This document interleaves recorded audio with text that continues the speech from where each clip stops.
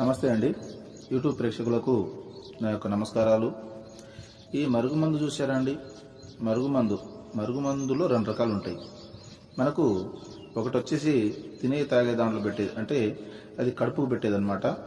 అది మనం అన్నంలో, కూరలో, చికెన్లో, మటన్లో, జ్యూస్లో, స్వీట్లో, కూల్ డ్రింక్లో అది పెట్టచ్చు. అంటే తినే తాగే దాంట్లో పెట్టాలి, అది కడుపుకు పెట్టేది వస్తుంది.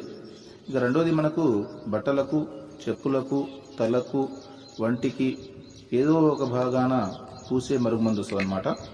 అది లిక్విడ్ వస్తుంది, అది పవర్ఫుల్ లిక్విడ్ అనమాట. అది కొద్దిగా అంటించినా ఇక మనం చెప్పినట్టే వింటారు, మన చెప్పు చేతలో ఉంటారు. అంటే వాళ్ళకు మనం చెప్పింది ఏదమవుతుంది అనమాట.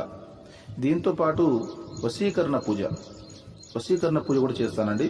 చాలా సంవత్సరాల నుంచి చెడిపోయిన భార్యాభర్తలు కానీ, ప్రేమికులు కానీ, పిల్లలు కానీ, ఎవరైనా కానీ చాలా సంవత్సరాల నుంచి చెడిపోయిన వాళ్ళని పీర్ల ద్వారా, వాళ్ళ ఫోటోల ద్వారా నేను వశీకరణ పూజ చేస్తాను. వశీకరణ పూజ చేసి వాళ్ళని దగ్గర చేస్తాను. నాకు చాలామంది చెప్పారు, గురుగారు వాళ్ళ కాడ వీళ్ళ కాడ